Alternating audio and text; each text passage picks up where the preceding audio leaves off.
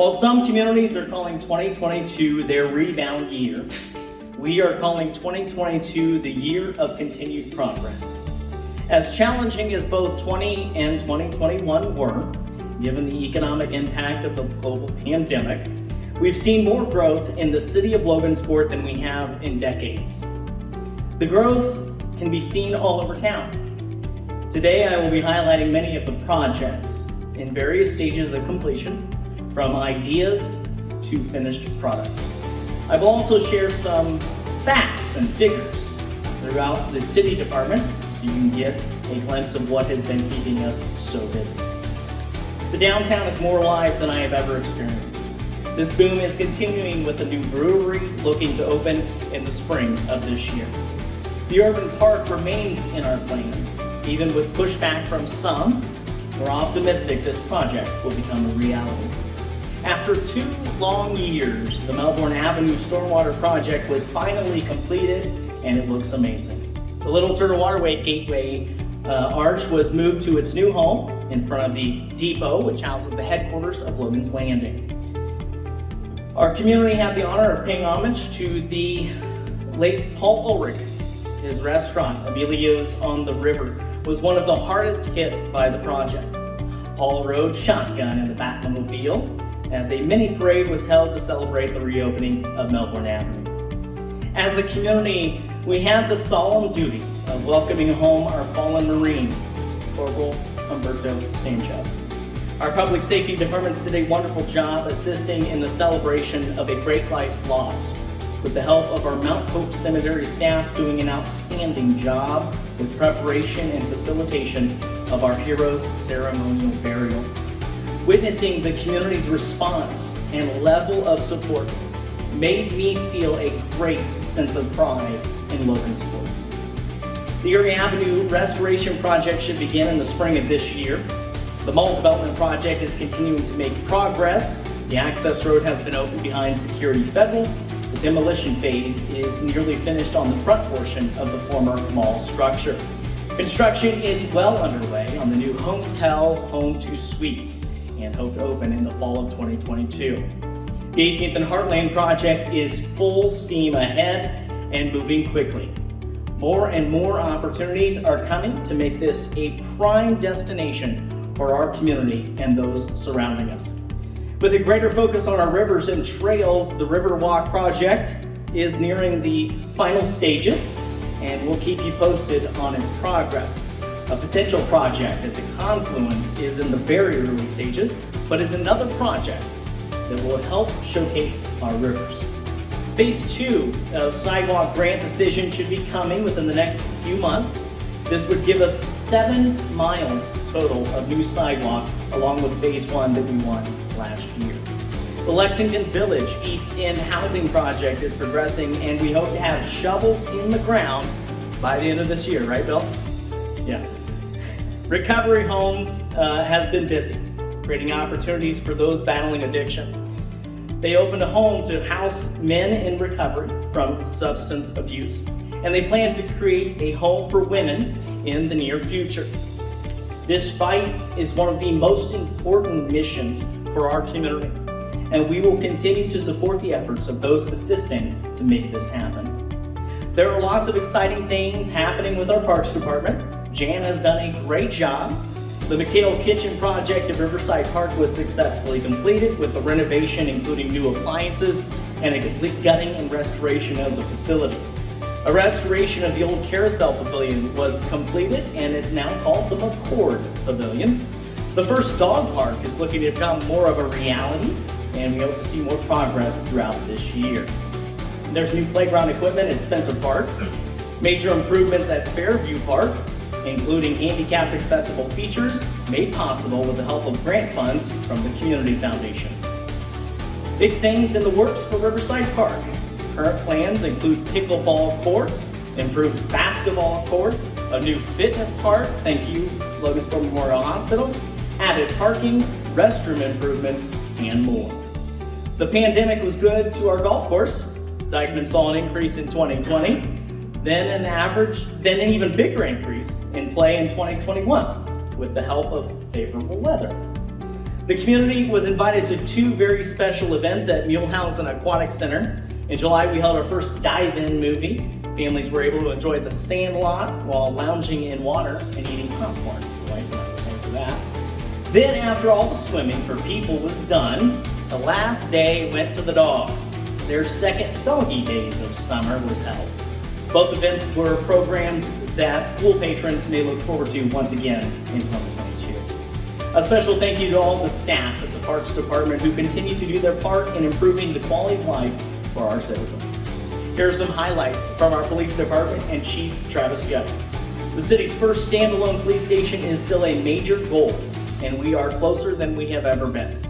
LPD added 2 new canines to the force, with one in the patrol division and one to the drug task force. Statistics from 2021 include over 9,000 calls for service, 920 patrol division arrests, 718 citations issued, 2,500 warnings issued, 241 criminal investigations performed, 219 joint drug task force cases investigated, and 113 drug-related arrests. Efforts continue to keep our officers and the citizens safe in today's ever-changing world. We tested body cameras for possible future investment. A drone system was added with 2 drones, equipment, and training for officers that will be flying the drones. A new SWAT vehicle was ordered from Auto Farm Ford. Our police department held the first ever 9/11 5K run and dog walk fundraiser, raising money for Shop with a Cop, Cause for Paws, and the Humane Society. Officers raised over $2,600. They also helped the Fraternal Order of Police Lodge number 71 raise money with a roadblock and jailbreak fundraiser, which Deputy Mayor Thomasall and myself, along with so many businesses and community leaders, all had the honor of participating in. Increased training efforts and equipment upgrades continue in our fire department with Chief Rick Bear. Rescue Engine 6, which is the newest addition to our fleet, is fully operational and now serving our community. Members of the City Council and myself had the privilege of seeing this new addition up close, and we even got a short ride. No, they did not let me drive it. I tried. The building commissioner has been very busy with a 70% increase in inspections. All the local renovations and new construction is responsible for a good deal of this increase, including the new LCSC Intermediate School and the Home to Suites. The building department is also focused on system improvements and updating outdated city ordinances. Rob Reynolds has done a great job. The rental property inspector has registered 55 new rental properties in the city limits this year. Thank you, Madison. The ramped up efforts in code enforcement are evident throughout our community. Violations issued are up exponentially from previous years for both trash and abandoned vehicles. We are seeing about 5 times more notices to appear at Board of Works, fulfilling our goal to clean up our city. The team has been working with numerous individuals on the new animal ordinance and many other out-of-date ordinances. We take pride in educating property owners on trash removal and their responsibilities of keeping their property clean. The cemetery ran by Bob has been mostly business as usual, but an important business it is to our community. We are fortunate to have such a large locally owned and operated cemetery of its size. They added a new pole building to house and protect their valuable grounds, keeping equipment, and removed 2 large dangerous trees. The street department with Tony Shanks has been just as busy. 110,000 miles were driven in 2021. Nearly 2,000 of brush was picked up. Nearly 2,000 miles of street sweeping was done. And of course, we see a lot of new streets. Lastly, our planning department, Aaron Shaver, which always seems to be working on numerous projects at once. We know Aaron.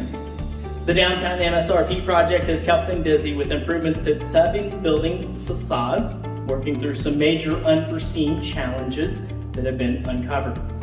This team helps with the Logansport Reimagined initiative, and I love that they work with the youth of Logansport on a program called My Community, My Vision. Some of their ideas include adding a canoe and kayak program with new boat ramps in some of our parks. The measure of the work done by the planning department can be seen by revealing the figures for improvement, location permits, In 2019, there were 228 permits valued at $28.2 million. In 2020, 216 permits valued at $13.8 million.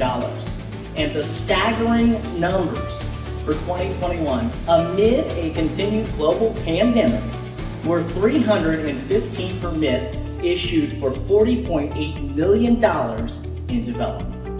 I could stand up here all day, trust me, and talk about all of the incredible things happening in our community. And we could not have done any of it without the help of not only our amazing department heads and their staff, but also the help of our businesses and community leaders and all members of the community who lent a helping hand in bringing a lot of these projects to fruition.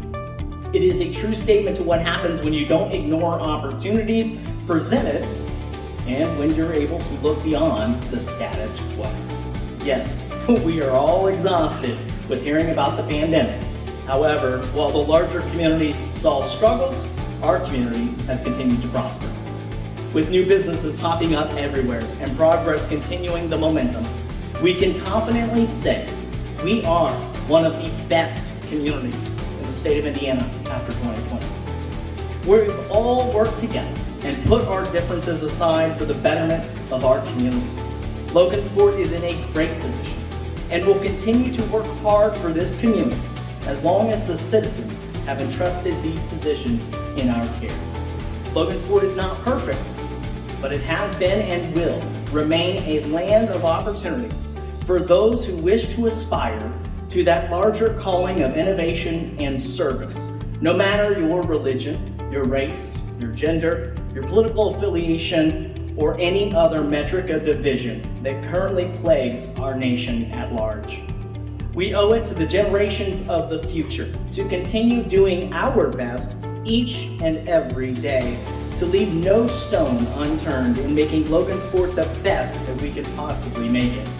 It will not happen overnight, but as long as we continue, day by day, to push past the naysayers and the enemies of progress, we will get there together. There is far more that unites us than divides us. Most of you know how much I love to include inspirational quotes in my addresses, but this one inspires me, and this is why. It inspires me to push on for the greater good in 2022 and beyond. If you think it cannot be done, please don't interfere or interrupt the rest of us trying to do it. May God continue to bless you all and our wonderful city of Logansport. Thank you so much.